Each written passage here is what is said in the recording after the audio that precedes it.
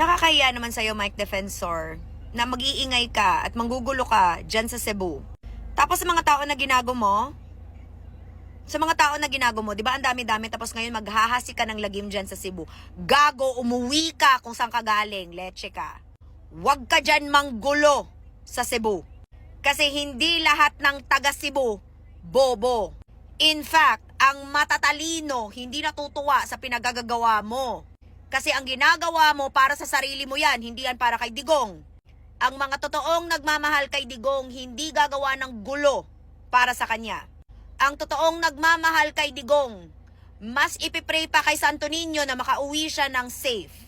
Kaya ikaw, Mike Defensor, ikaw ang problema. Kaya umuwi ka na, hindi ka dapat andyan, leche ka. Narinig mo ako? Ulitin ko pa. Sa tanang DDS nga gusto magsaba-saba sa atubangan sa New Star to protest your corruption, it does not show the corruption. It shows unsa mo kabastos og pagpakauwaw sa Cebu because of what you are doing. You do realize that the ASEAN Forum is going to bring attention to the Philippines, and what you are doing is negatively impacting it by honking your horns. Asa dapit gibutang ang imong utok, June? You are going to cause a scene in front of all of our guests from the ASEAN just so you can show them unsa ka kabastos. Because it doesn't show corruption. It just shows your kabastos. Okay? The event in New Star is supposed to be something that brings in positivity into the Philippines. Something we desperately need now. And yet, kamong mga taga Cebu, magpakauwaw mo, ngawa mo sa lugar. Huna-huna ako no, gamiting utok na, June. Naong daw kong kwarta. At least akong naong ni glow up. So ikaw nga pangit lang gihapon, dili ka naong kwarta. See the difference? Dili ra bagi ko mainsulto tawgon kog naong kog kwarta.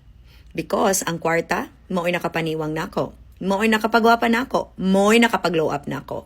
Ang imong pagka-chismosa, nakakwarta ka ana? Muha. Ang imong pagka-insecure, mo bitong insecure ka, kaya until now, abog lang gihapon ka. Dili ra bagi ko masakitan na ng tawgon ko og naong kog kwarta. Because, at the end of the day, nilambo ko, ikaw wala.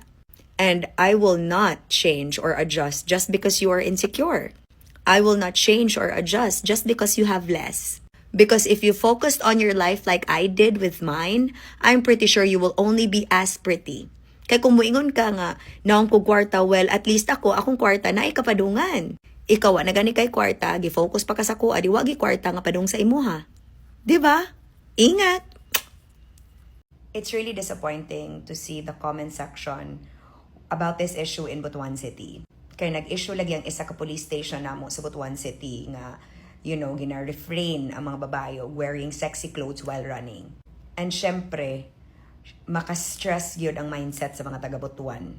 Dili man sala sa babae nga gina-abuse siya, kay ang abusive yun na. Bisan pag mag-jogging pants kag mag-long sleeve ka mo dagan o gusto jud ka rapon sa rapist nga makakita sa imo, buhaton yun na niya. Og makakita sa imo, bastoson yug ka. So ngano mo adjust man ang mga babae nga nagdagandagan ra regardless of kung sa ilang gisuot. Ang trabaho man na ninyo siguro sa police nga to serve and protect, di ba? Dili gaslight your victims. And sa mga nag-comment po diha nga agreeing with the police, wait till it happens to you. Nga bisan pag ingana imong itsura, ingana imong mindset, and bisan paligig magbukot ka, nya hilabdan ka, what then? 2026 naman unta oy, pero we're acting like it's 1920. Ang isidiri ang ana siya. So dili gid siya basta-basta nga makalarga dayon ko kay ngani ra kagamay ang tahi. Kay ang normal bi ang augmentation mga labs, ingani ra gid kagamay ang tahi. That's a normal augmentation. And barato ra gid kay na siya, 200,000 or less, isa ka oras.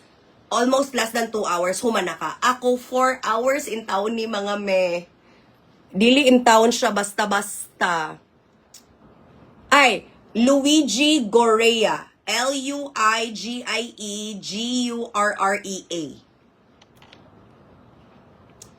Akong skincare, oh my God, isa dyan siya kabagan. Isa siya ka... Agay. Isa. Ing-ani ka daghan akong skincare, Megs. Ing-ana ka dag... Ing-ana ka daghan, guys. Ako Dili ba taon? Dili taon sa yun, Zay. Ka 37 na taon yung ing-ani. Kaya para itong skin dye. O dili na. My God. Agoy.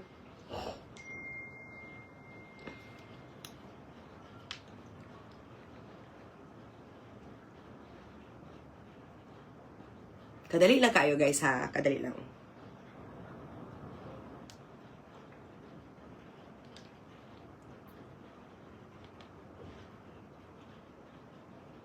Okay. Okay. Sige na, sana. Anyway. Louis, dili. J. Luijie Gurrea.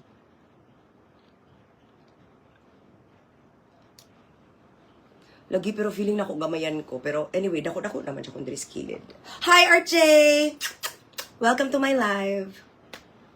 Uy, sino dyan siya best birthday? Gid siya uwil. Uy!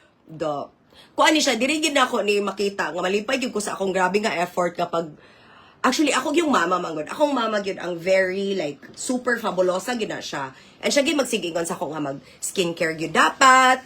Unya ka ng mga arty yun dapat ang babay. Ana, liwat man kasi imong lola og face. Of course. Of course, liwat ko sa akong lola. O, diba? Sus, wala pa ko'y kuan. Wala pa ko'y kaligo. Yahak. Butang nag-gimo rin kog live kay gusto ko. Ma'am, pula lagi kag lipstick sa wala ng lipstick. Oh, di mo ko smoker, day. Hindi mo ko smoker. Actually, as in, dili ko smoker. Yes! Isa kabuyot yun siya.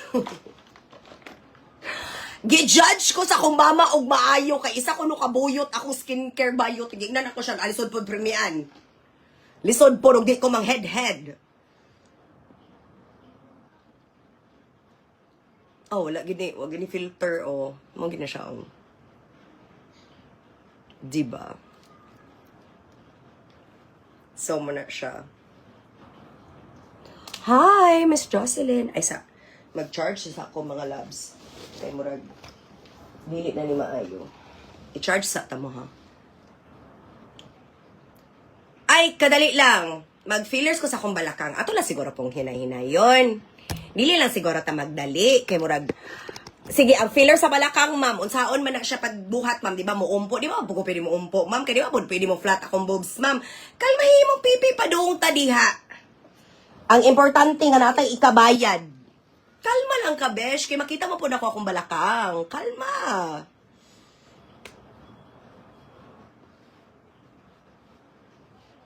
Okay. O sige, i-share na tong isa ko no ka. Dili ta makuan ani. Oh, okay. So mo ni akong isa ka bag. Di, to be fair na masay body care